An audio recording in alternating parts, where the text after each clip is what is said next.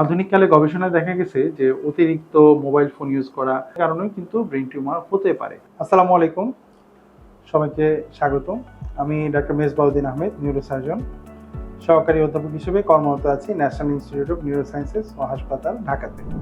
মাথা ব্যথার সমস্যা নিয়ে আমাদের কাছে অনেক রোগী আসেন এবং অনেকে মনে করেন যে মাথা ব্যথা মানেই তার ব্রেন টিউমার হয়েছে এবং অনেক দুশ্চিন্তা করেন এবং সেই দুশ্চিন্তা নিয়ে বিভিন্ন ডাক্তারের কাছে যান। তো আসলে প্রথমে আমরা জানতে চেষ্টা করি যে ব্রেন টিউমারটা আসলে কি। আমাদের ব্রেন বা মস্তিষ্কতে বিভিন্ন ধরনের কোষ থাকে এবং এই কোষগুলো কখনো কখনো দেখা যায় যে অ্যাবনর্মাল গ্রোথ হয়, অর্থাৎ অ্যাবনর্মালি তারা বড় হয় এবং বিভিন্ন ধরনের অ্যাবনর্মাল টিউমার, আমরা যাকে বলি যে টিউমার তৈরি হয়। অনেকে প্রশ্ন করেন যে ব্রেন টিউমারটা কেন হয়।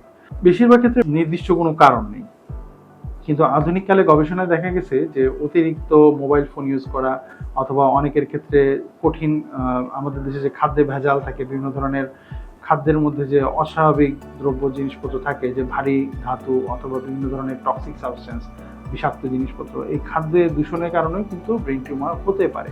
কোনো কোনো ক্ষেত্রে দেখা যায় যে জন্মগত বা জিনগত পরিবর্তনের কারণেও, অনেক ক্ষেত্রে পারিবারিকভাবে জিনগত কারণেও অনেকের ব্রেন টিউমার হয়ে থাকে। কিন্তু বেশিরভাগ ক্ষেত্রে দেখা যায় যে ব্রেন টিউমারের কারণ আসলে স্পেসিফিক্যালি অজানা।